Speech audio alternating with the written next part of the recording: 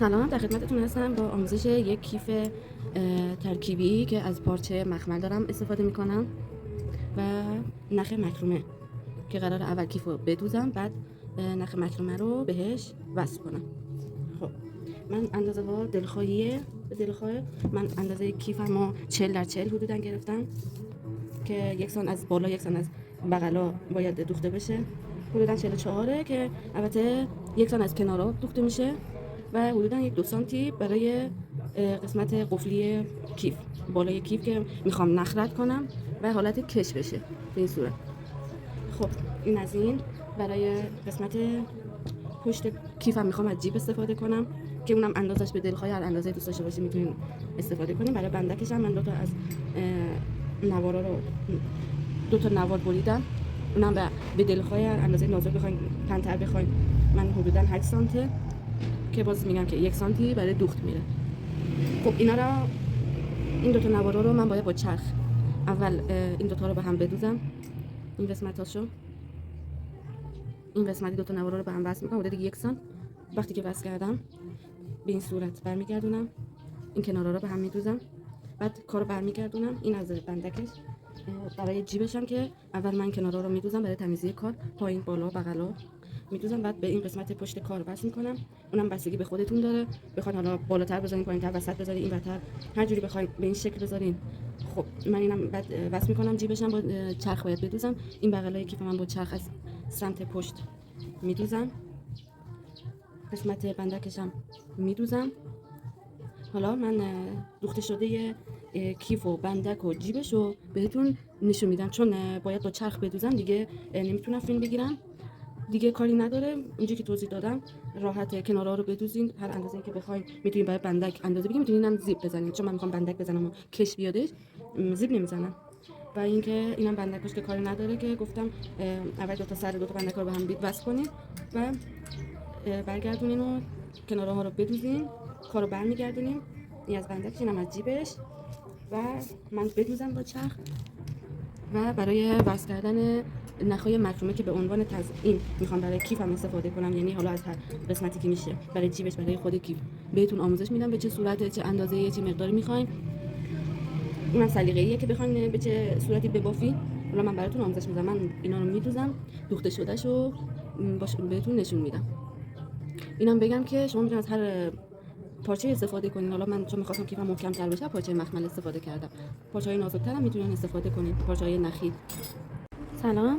خب برای ادامه کیف همونطور که گفتم من دوختم، این دو طرف دوختم، این قسمت دوختم به هم، جیبش هم دوختم سلیقه‌ای. حالا گفتم جیبش کوچیک بزرگش بستگی به خودتون داره. حالا من خواستم این خورده کنارتر باشه، بزرگتر باشه برای جا موبایلی. خب بعد این قسمتش هم که حدوداً 2 سانتی دوختم که میخوام از نخ مکرومه رد کنم که حالت کش بیان. و بندش هم سلیقه‌ایه، چون میخوام یک طرفه بندازم بند پن گرفتم، به این دو طرف کیف دوختم. خب این از آماده شدن کیفم. و برای این قسمتش هم برای قسمت تزیین پشتش من به اندازه خود کیف نخ مکرومه رو بریدم از داخل. نگاه کنید، از داخل یه خورده که بدین داخل کیف یه دوختی میرین، کار محکم میشه. حالا من میخوام نخای مکرومه رو بهش وصل کنم و بافتم انجام بدم برای تزیین کیفم. و من اینجا از نخ مکرومه 4 میل استفاده کردم. حدود بستگی داره به اندازه کیفتون. من حدود 30 عدد حدودا 30 عدد من برش زدم، هر کدوم من تقریبا 2 متره، حدودا 2 متره. خب من چون میخوام طرحم ساده باشه زیاد نخ نبریدم. خب از این که من نخا رو وصل میکنم به این بندم و بافتش هم که بهتون میگم، چون میخوام از بافت برگ استفاده کنم، اول بافت مربع و بافت برگ. و اینم 4 عدد 4 ردیف نخ 4 متری بریدم برای قسمت میخوام برای این قسمت کیف جاکارتی درست کنم که اینم بهتون آموزش میدم به چه صورت، با گره مربع هستش. این انتهای کاره. فعلا من کیفم الان آماده ایه. حالا نخا رو باید به این وصل کنم، به این نخ اصلی وصل کنم که اونم تو ویدیوهای قبلی هستش که به چه صورت وصل میشه. اندازه نخام بستگی به خودتون داره که چه طرحی رو بخواین درست کنیم. برای وصل کردن نخ به نخ اصلی نخ رو دولا میکنیم، از زیر نخ اصلی رد میکنیم و این دوتا نخ رو از داخل این حلقه رد میکنیم و میکشیم. یکم میکشیم تا کار صفر بشه. به این صورت نخ رو دولا میکنیم، از داخل نخ اصلی رد میکنیم، از زیر نخ اصلی رد میکنیم، دوتا نخ رو از داخل این حلقه رد میکنیم. به این صورت که میبینیم باید انجام بدیم تا برسیم به بافتن. من تمام نخامو به این صورت که گفتم انجام میدم، به نخ اصلی وصل میکنم. برای بافتش هم در ادامه میگم که چه بافتی رو باید بزنیم.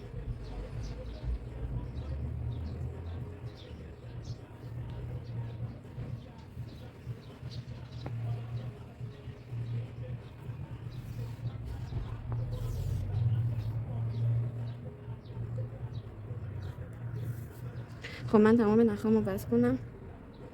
برای بافت اصلی بهتون میگم که چه بافتی بزنم. میگم که بافت سلیقه‌ایه. من میخوام بافت یا بافت برگ یا بافت برگ یا بافت مربع. با من همراه باشید. خب من این نخامو به نخ اصلی وصل کردم. حدود 30 خورده ایه. بعد زوج باشه، سعی کنید زوج باشه.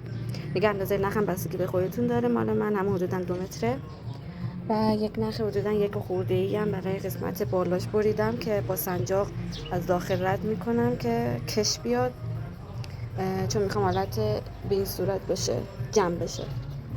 خب من اینم رد میکنم.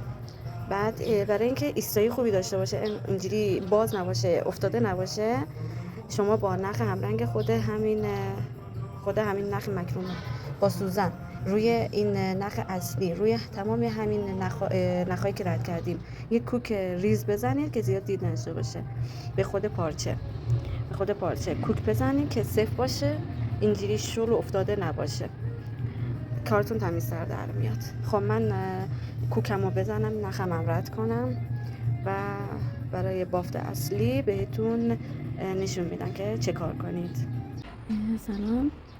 خب من نخ اصلیمو با چسب چسبوندم. با نخ نشد بدوزم، با چسب حرارتی چسبوندم، کاملا محکم شد، فیکس شد و گره برگو انجام دادم. این صورت که میبینید به 3 قسمت کردم. تو هر قسمتی 3 تا برگ بافتم، 3 تا برگ. پایینش هم با گره دار یا گره پیچ، که نه گره دار، ببخشید گره دار یا هر گره‌ای که دوست داشتید من تزیین کردم که بهتون میگم چجوری این گره رو انجام بدید. خب حالا بریم سراغ آموزش برگ. من اینجا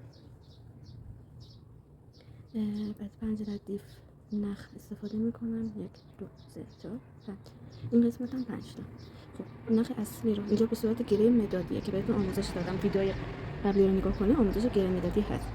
گره نخ اول رو میگیریم، ما بقیه نخا رو روی نخ اصلی گره میدیم به صورت گره پیچ.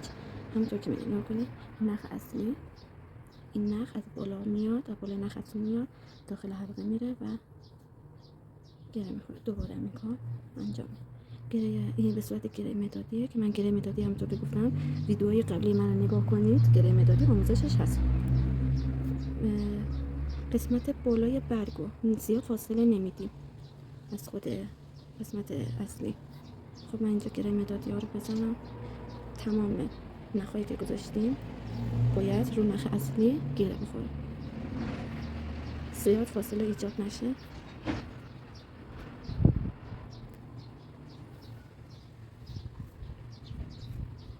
زیاد محکم نکشید نختون.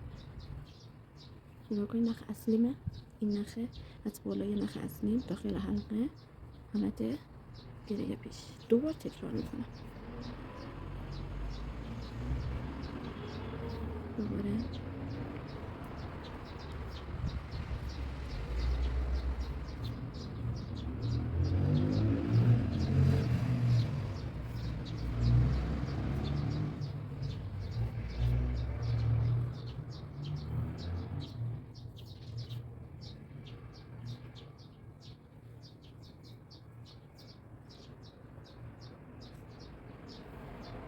نخ آخر. ببخشید یکم آروم صحبت میکنم. خب این از قسمت بالای برگ ما.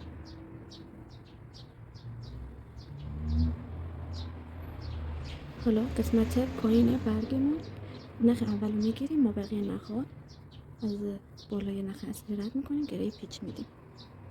این نخ اول، نخ دوم به بعد یه خورده یه کوچولو فاصله باید بدیم، زیاد محکم نکشید. نخ سومی یه کوچولو فاصله نگاه کنیم، یه کوچولو فاصله بدین، زیاد فاصله ندید.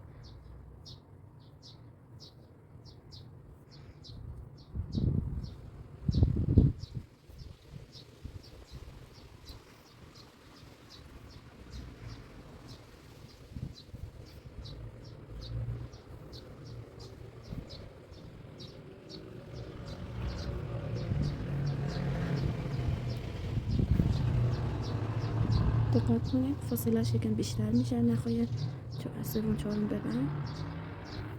این دوتا نخ آخرم فاصله‌اش یک خورده کمتر. نخ آخری رو باید کیپ بتوسیم، فاصله نباشه. به این صورت شما میتونید با دستتون هم حالت بدید به برگتون. این از برگ اولم، این از برگ اول. ردیف دومی هم این کار میکنم، مثل اولی نخ اول میگیرم، ما بقیه نخ ها روی کار گره میخورم.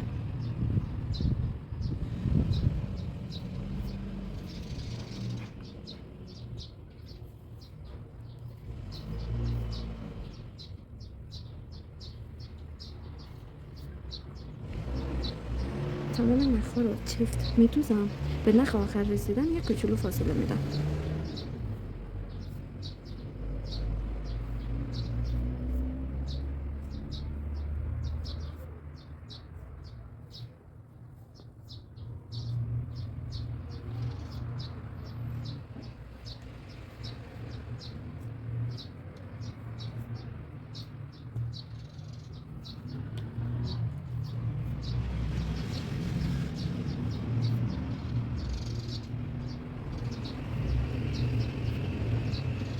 اینجا یک کوچولو فاصله میدم. من نخ آخرم که یک فاصله کوتاه. خب حالا باز نخ اول تمام نخ ها رو نخ اصلی پیچ گره پیچ میخوام. همونطور که گفتم نخ اول رو چفت میدوزیم، هم نخ دوم به بعد یک کوچولو فاصله بدیم که برگتون کاملا.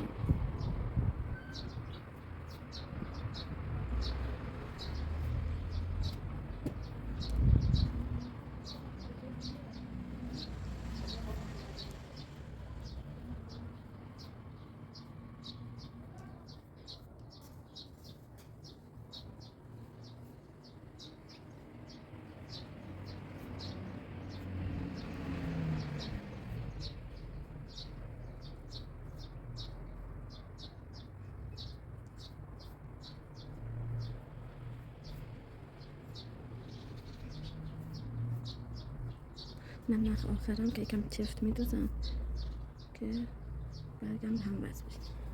اینم از این دوتا برگم، همونطور گفتم با دست کوچولو فاصله میدیم. خب اینم از برگام. حالا برای برگ سومی، برگ پایینی، شما اینجا به تعداد نخ مساوی جدا میکنین. اینجا چون 5 تایه، یعنی 1 2 3 4 5 تا 5 تا میذارم کنار، 5 تا نخ هم میذارم کنار، 2 3 4 5. خب برگ بعدی هم 5 تا نخ میذارم کنار، 1 2 3 4 5. باز دوباره 1 2 3 4، اینم 5. 1 2 3 4 5. این 5 تا نخ 4 5 تا نخ 5 تا 5 تا. خب اینجا از این قسمت نخ اول رو میگیریم، تمام نخ ها رو روی نخ اصلی پیچ میدیم، گره پیچ میدیم. من نخ اول فاصله نمیدم، نخ دوم یه خورده فاصله میدیم، ایجاد میشه. نخ سوم، نخ چهارم، یه فاصله کوچیک ایجاد میشه. نخ پایینی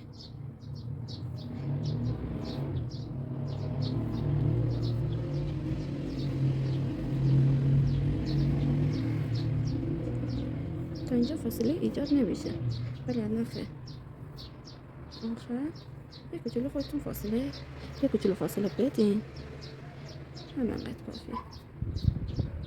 خب اینم از این. خب از اینجا نخ اولی رو میگیم، ما بقیه نخا رو نخ اول گره پیچ میخوره.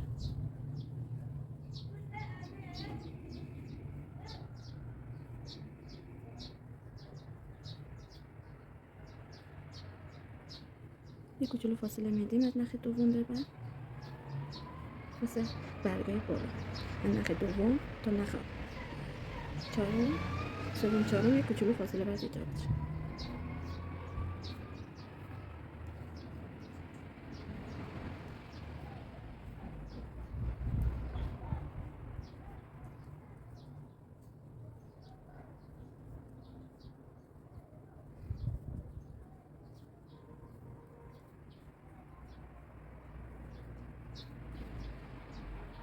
اینم نخ آخرم که فاصله ایجاد نمیشه، باید صفر کنم. خب اینم 3 تا برگم. حالا میرم سراغ گره. نخو به این صورت دولا میکنیم، سر نخو 4-5 تا دوره حلقه که ایجاد کردیم میپیچیم. انقدر کافیه. بعد از زیر داخل حلقه میاریم، پس قسمت بالا به این صورت میکشیم تا گرمون صفر بشه. نگاه کنید نخو دولا کردم، این سر نخ دوره این حلقه میپیچونم 3-4 تا 1 3 4 5 و از زیر داخل حلقه میبرم، از قسمت بالا آروم میکشم تا حلقه ایجاد بشه، تا گرم ایجاد بشه.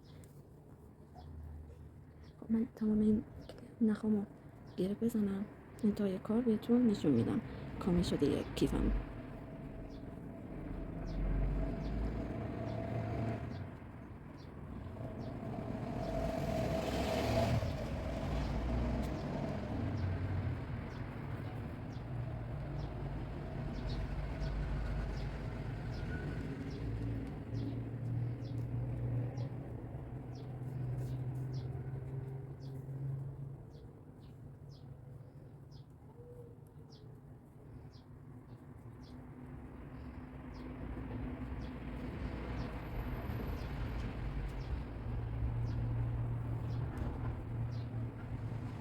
نخهای کوچیک‌تر گره کوچیک‌تر میشه.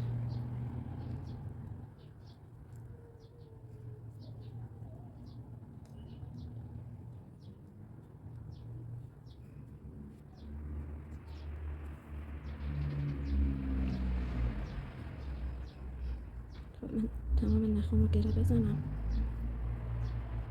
در ادامه بهتون نشون میدم که کامل شده کیفم به چه صورتی در میاد که ببافین و لذت ببرید. خب اینم از کامل شده کیفم که تمام شدش به این صورت که میبینید. انشالله که ببافید خوشتون بیاد. اینم طرح برگ، این قسمتش هم من نخمو زدم، گره پیچم هم زدم، گره کور میگن اسمش گره کور، این برنامه هم که زدم. این کامل شده کیفم، این هم قسمت زیرش این صورت که میبینید.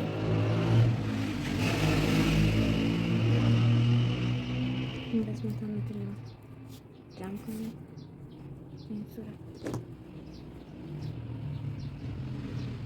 این بندکش، این از آماده شدن کیفم. حالا چون من کارت زیاد استفاده میکنم، این قسمتش هم استفاده از این نخایی که اندازه‌اشو بهتون گفتم، البته اندازه‌اش دلخواهی کوچیک و بزرگ داره. یک کیف کوچیکی میخوام ببافم که به این قسمت وصل بشه که جا کارتی حساب بشه. آموزش این کیفم که با استفاده از گره مربعه بهتون آموزش میدم.